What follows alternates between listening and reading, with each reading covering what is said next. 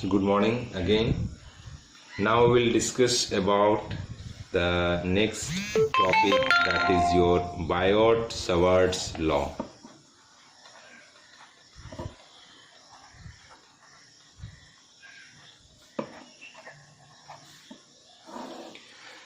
जैसे क्या है कि हम दो बातें करते हैं। सपोज कि मैग्नेटिक फील्ड है, means pre existing magnetic field है कहीं, और वहाँ पे चार्ज आया तो उस पर फोर्स लगा। क्या मैं बोला कि कहीं पे किसी जगह पे प्री एग्जिस्टिंग मैग्नेटिक फील्ड है और वहाँ पे अगर चार्ज आया तो उस पर एक फोर्स लगा, ये एक कंडीशन। दूसरा क्या है कि if charge is moving, if charge move करता है, चार्ज मूव करता तो वो क्या क्रिएट करता है, मैग्नेटिक फील्ड क्रिएट करता है। ये दो बातें हो गई है ना, ये दोनों अलग अलग बातें हैं। क्या मैं कह रहा हूं कि प्री एग्जिस्टिंग मैग्नेटिक फील्ड रहा तो वहां पे अगर चार्ज आया तो उस चार्ज पे फोर्स लगा, और सेकेंड कंडीशन क्या है कि अगर चार्ज मूव करेगा तो वो मैग्नेटिक फील्ड क्रिएट करेगा। तो बेसिकली अभी हम लोग जो फर्स्ट वाला है उस पर ध्यान देना चाहते हैं कि फोर्स मैग्नेटिक फील्ड में अगर यदि चार्ज आया तो उस पर हम लोग डिस्कस करना चाहते हैं कि इफ चार्ज मूव्स तो वो क्रिएट करता है मैग्नेटिक फील्ड। बेसिकली हम लोगों को वो डिस्कस करना है। तो ये क्या है कि चार्ज जब मूव किया तो मैग्नेटिक फील्ड क्रिएट किया, तो कितना क्रिएट किया। तो जैसे क्या था कि जब हम लोग इलेक्ट्रोस्टैटिक्स में पढ़ते थे तो एक चार्ज जो होता था तो वो एक इलेक्ट्रिक फील्ड क्रिएट करता। तो यहाँ पे जो चार्ज का काम है, मैग्नेटिक फील्ड के केस में जो चार्ज का रोल है, मूविंग चार्जेस के वजह से जो हमारा मैग्नेटिक फील्ड क्रिएट करता है। लेकिन जैसे इलेक्ट्रिक फील्ड में जो रोल चार्ज प्ले कर रहा था वो रोल मैग्नेटिक फील्ड को निकालने में कौन कर रहा है, तो उसके लिए होता है एक, यहाँ पे हम लोग डिस्कस करते हैं कि करंट एलिमेंट। यहाँ पे जो रिस्पॉन्सिबल फैक्टर होता है वह होता है करंट एलिमेंट। करंट एलिमेंट क्या होता है कि जैसे करंट, जैसे कोई एक वायर है, इसमें से करंट फ्लो कर रहा है, तो ये इस छोटे से एलिमेंट से पे क्या करंट है, तो ये हो गया हमारा current element IDL. IDL is your current element. तो जो रोल चार्ज का हुआ करता था इलेक्ट्रिक फील्ड निकालने में, वही यहाँ पर मैग्नेटिक फील्ड का मेन बेसिक रीजन जो आएगा, जो रोल प्ले करेगा, वो होगा current element, that is your IDL. जैसे इलेक्ट्रिक फील्ड में चार्ज, वैसे मैग्नेटिक फील्ड निकालने के लिए आईडीएल। तो IDL is the current element which is responsible for the magnetic field. यहाँ पे एक दो और चीज था कि जैसे ये चार्ज था, अभी ये क्या है, खैर इसको हम लोग कुछ आगे बढ़ लेते हैं, उसके बाद इसको एक्सप्लेन करेंगे तो ज्यादा अच्छा से समझ में आएगा। तो सपोज दैट हम लोग देखना चाहते हैं कि मैग्नेटिक फील्ड किसी जगह, किसी पॉइंट पे, एक करंट कैरिंग वायर है, तो किसी पॉइंट पे हमारा मैग्नेटिक फील्ड किन किन फैक्टर्स पे डिपेंड करता है। तो suppose that this is your wire और ये करंट यहां से मान लेते हैं फ्लो कर रहा है आई, तो मान लेते हैं इस पॉइंट पे कितना मैग्नेटिक फील्ड होगा। तो इस पॉइंट पे कितना मैग्नेटिक फील्ड होगा, तो सपोज दैट ये सेक्शन से हम लोग देखते हैं, ये डीएल, और ये जो आया मान लेते हैं थीटा, ये थीटा एंगल। तो यहाँ पे जो हमारा तो हम लोग क्या करेंगे, ये छोटे छोटे एलिमेंट्स के कारण, हर छोटे छोटे एलिमेंट्स के कारण यहाँ पे मैग्नेटिक फील्ड देखेंगे, हर एलिमेंट्स के कारण, करंट एलिमेंट्स के कारण यहाँ पे सबके कारण देखेंगे, और फिर नेट के लिए हम लोग क्या करेंगे, इंटीग्रेट कर देंगे, तो उससे हमको नेट मैग्नेटिक फील्ड इस वायर के थ्रू निकल जाएगा। सिंपल सा लॉजिक है। तो इस पॉइंट पी पे इसके वजह से जो मैग्नेटिक फील्ड है वो किस किस चीज पे डिपेंड कर रहा है। तो जैसे क्या होता है कि dB is directly proportional to I, means जितना ज्यादा स्ट्रेंथ ऑफ करंट रहेगा उतना ज्यादा मैग्नेटिक फील्ड बनेगा सबसे पहले।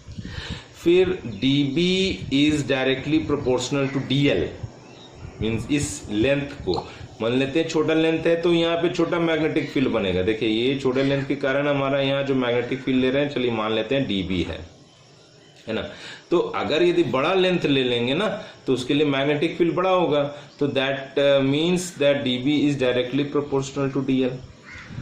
और यहाँ पे क्या होता है कि it also follows inverse square law, it also follows inverse square law, ये इनवर्स स्क्वायर लॉ को ये फॉलो करता है। DB is inversely proportional to r square.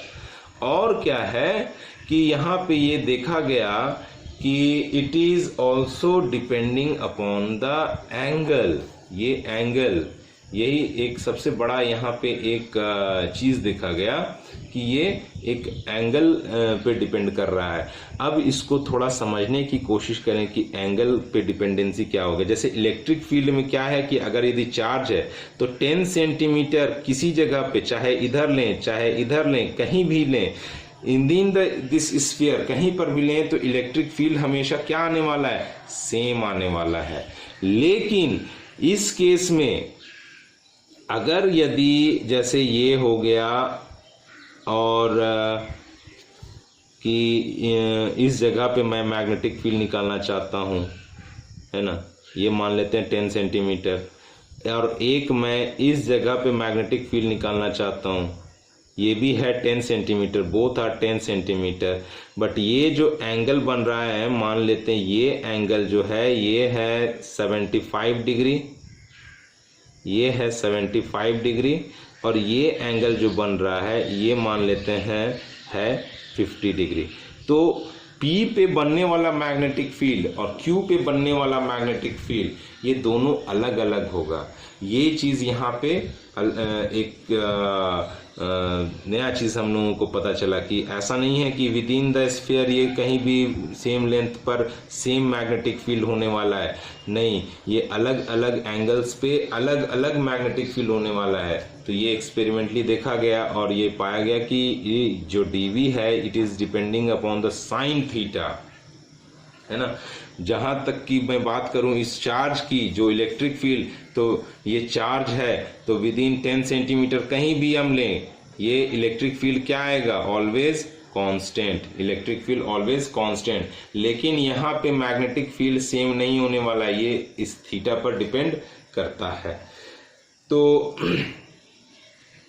जब यहाँ पे इन चारों फैक्टर्स को मैं क्लब करता हूँ, इन चारों फैक्टर्स को मैं क्लब किया, इन चारों फैक्टर्स को जब मैं क्लब करता हूँ तो हमारे को क्या मिलता है, ये हो जाता है I dl sine theta by r square, I dl sine theta by r square. और जब मैं इस प्रोपोर्शनैलिटी को इक्वालिटी में ब्रेक करता हूं तो यहाँ पे एक कांस्टेंट आता है जिसको हम लोग कहते हैं म्यू नॉट बाय 4 पाई, म्यू नॉट बाय 4 पाई। तो ये होता है हमारा यहाँ पे जो नेट मैग्नेटिक फील्ड आया, यही हमारा है बियॉट सवार्ट्स लॉ। अभी यहाँ पे म्यू नॉट बाय 4 पाई, इसका जो वैल्यू जो हम फाइंड आउट किया गया, जो देखा गया, वो होता है 10 to the power -7। This is for free space, ये मैं इसका यूनिट लिख देता हूँ, टेस्ला मीटर पर ampere. This is for free space, ये फ्री स्पेस के लिए म्यू नॉट बाय 4 पाई का वैल्यू कितना आता है, 10 to the power -7। एक्चुअली में ये म्यू नॉट है क्या, तो mu naught is permeability of free space, this is permeability of free space. यही हमारा इलेक्ट्रोस्टैट में ये होता था, जिसको हम लोग कहते थे परमिटिविटी, उस वहाँ पे हम लोग क्या नाम देते थे, परमिटिविटी। तो उसी तरह से ये म्यू आर हो जाएगा, तो ये परमिएबिलिटी ऑफ मीडियम, जैसे मीडियम अगर यदि मैं बात करूं तो permeability of medium mu r या म्यू एम भी कह सकते हैं। तो ये मैग्नेटिक इस इलेक्ट्रोस्टैट्स में क्या होता था, जैसे एप्सिलॉन नॉट है तो ये होता था परमिटिविटी, है ना, of free space, of free space.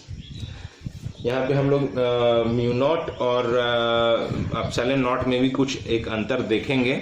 फिलहाल हम लोग और थोड़ा सा इसको मैं आगे बढ़ाता हूँ और मैं देखने की कोशिश करता हूँ। तो ये क्या है, मैग्नेटिक फील्ड हम लोग वैसे भी जानते हैं कि it is a vector quantity, ये एक वेक्टर क्वांटिटी होता है।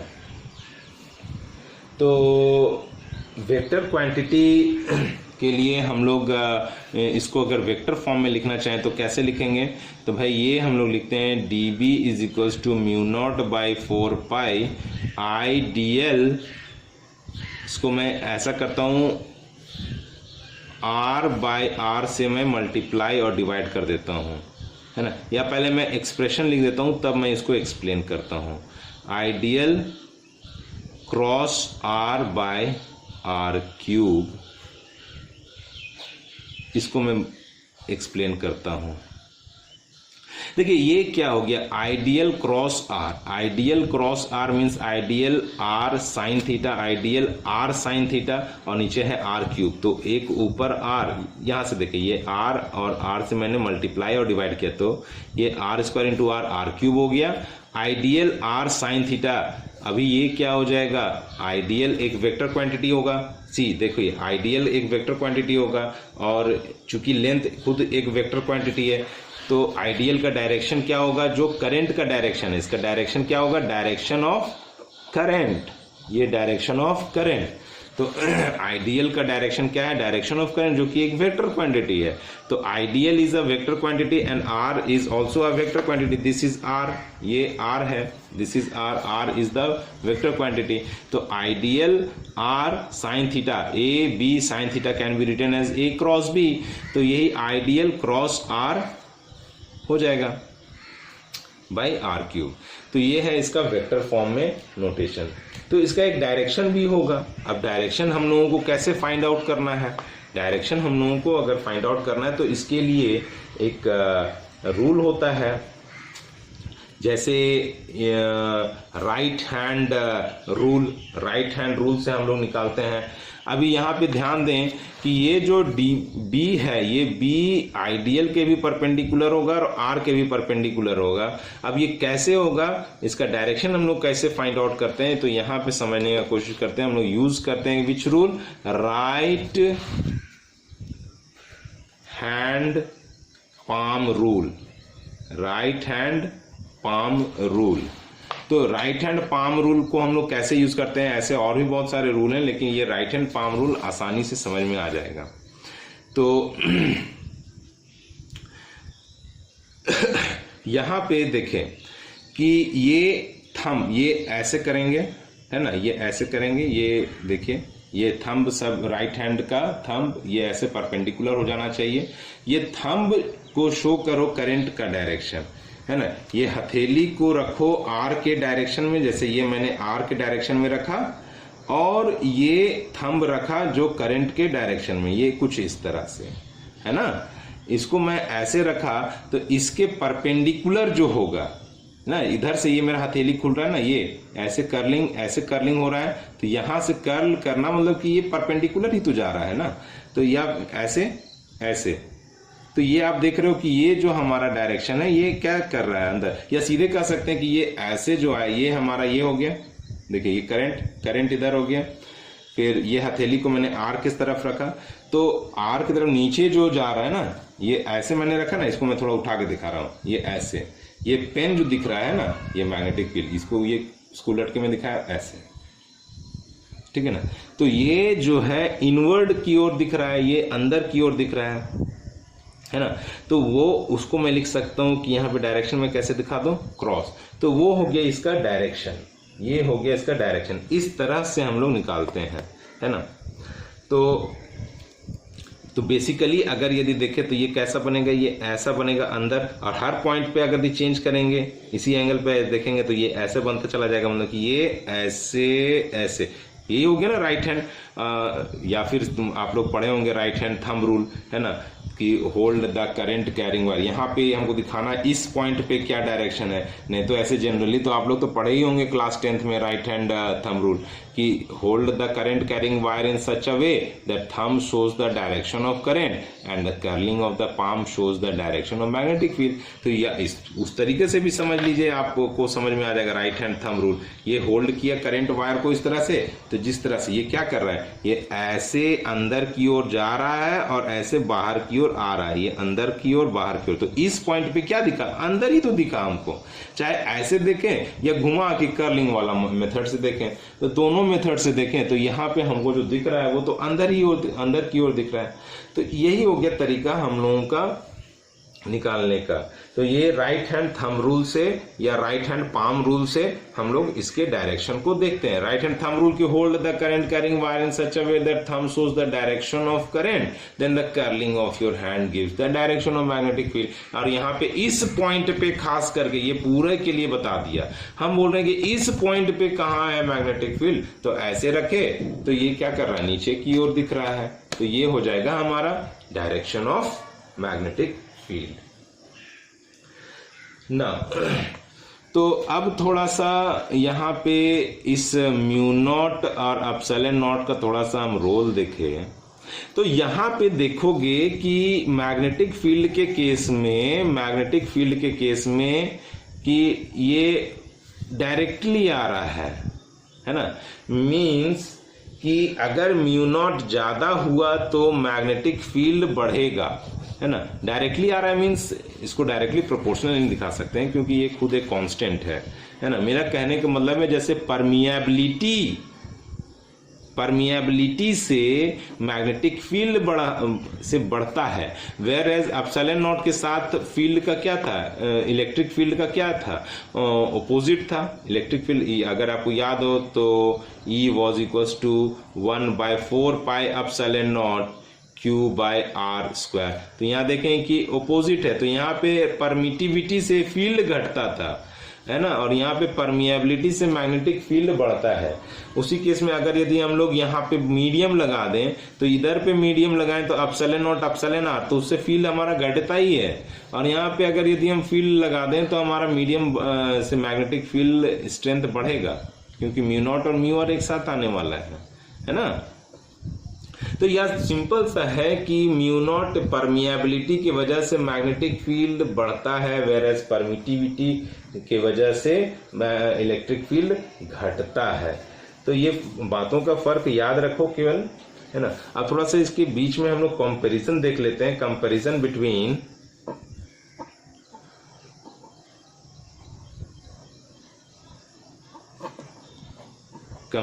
Between Coulomb's law and Biot Savart's law, BSL। थोड़ा इन दोनों के बीच में हम लोग कुछ ये देख लेते हैं, कंपैरिजन हम लोग देख लेते हैं। तो सबसे पहला तो सिमिलैरिटी क्या है भाई, सबसे पहला सिमिलैरिटी कि both follows inverse square law. ये दोनों का दोनों देखो आप इनवर्स स्क्वायर लॉ को फॉलो करता है ना। देखो E is also following inverse square law, B is also following inverse square law। तो दोनों का दोनों इनवर्स स्क्वायर लॉ को फॉलो करता है। सेकेंड, कूलम्स लॉ में जो हमारा चार्ज होता था इज स्केलर क्वांटिटी, चार्ज एक स्केलर क्वांटिटी होता था ये इलेक्ट्रिक फील्ड में ना, कूलम्स लॉ में। वेयरएज इन मैग्नेटिक फील्ड में जो चार्ज का रोल प्ले करता था वो होता था करंट एलिमेंट, और ये एक इज वेक्टर क्वांटिटी। चार्ज जो इलेक्ट्रिक फील्ड के लिए रिस्पॉन्सिबल था वो स्केलर क्वांटिटी होता था, करंट एलिमेंट जो मैग्नेटिक फील्ड के लिए रिस्पॉन्सिबल होता है वो एक वेक्टर क्वांटिटी होता है। ठीक है। नाउ नेक्स्ट है कि electric field is always in the line with r, means electric field किधर लगता है, इलेक्ट्रिक फील्ड इज ऑलवेज, ये चीज को मैं ऑलरेडी एक्सप्लेन किया हूं, always in line with r. जैसे फोर्स अगर यदि लग रहा है तो जैसे ये चार्ज है, एक चार्ज है, तो ये किधर लगेगा, ई दोनों के लाइन के बीच में ही लगेगा, प्लस प्लस में एक दूसरे को रिपेल करेगा या प्लस माइनस में एक दूसरे को अट्रैक्ट करेगा, बट लगेगा तो इसी लाइन में लगेगा, यही लाइन में लगेगा, यही लाइन ऑफ एक्शन हो गया इसका। Whereas magnetic field is perpendicular to R, is perpendicular to R. यहाँ पे देखो मैग्नेटिक फील्ड आर के परपेंडिकुलर हो रहा था, और यहाँ पे फील्ड, इलेक्ट्रिक फील्ड उसी लाइन में, उस आर के लाइन में ही लग रहा था, तो B is perpendicular to r, है ना।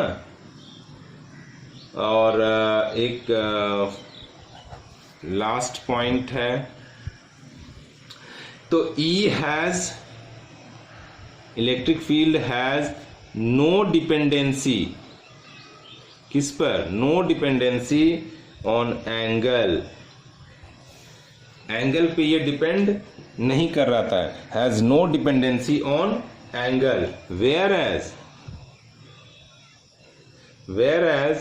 B magnetic field depends on angle. ये हम लोग तो डिस्कस किए यहाँ पे कि देखिए ये एंगल पर डिपेंड कराता है, ये Q इलेक्ट्रिक फील्ड किसी भी एक कॉमन रेडियस पे सेम रहता है, लेकिन मैग्नेटिक फील्ड सेम नहीं होता है ना। और डायरेक्शन तो खैर हम लोगों ने बताया ही आपको कि कैसे हम लोग डायरेक्शन निकालते हैं, ये था बेसिकली कंपेयर। और डायरेक्शन के लिए तो हम लोग right hand palm rule use करते हैं, वही थंब डायरेक्शन ऑफ करंट, ये आप लोग चाहो तो लिख सकते हो, है ना। तो डायरेक्शन के लिए हम लोग right hand palm rule use करते हैं, है ना, इसके डायरेक्शन को निकालने के लिए मैग्नेटिक फील्ड को, है ना। देखिए क्या था ना कि इसके बारे में थोड़ा सा जो हम लोग यूज करते हैं राइट हैंड थंब रूल वगैरह, ये सब जो है ये सब उस जमाने में हो रहा था जब वेक्टर इतना प्रचलन में नहीं था, तो साइंटिस्ट अपने हिसाब से ले लेते थे राइट हैंड रूल, तो स्क्रू रूल, लेमिंग रूल, फ्लेमिंग रूल, है ना। तो ये सारे सब अपने हिसाब से, ये रूल तो वो रूल तो ये रूल, उस समय क्या वेक्टर उतना प्रचलन में नहीं था, तो अपने हिसाब से जो उनको बन पड़ता था, जो उनको आसान लगता था, उस हिसाब से अपने आप को चीजें, अपनी चीजों को बना लिया करते थे। तो this is the basic of Biot Savart law. Next we will discuss about the applications of Biot Savart law in the next video. Thank you.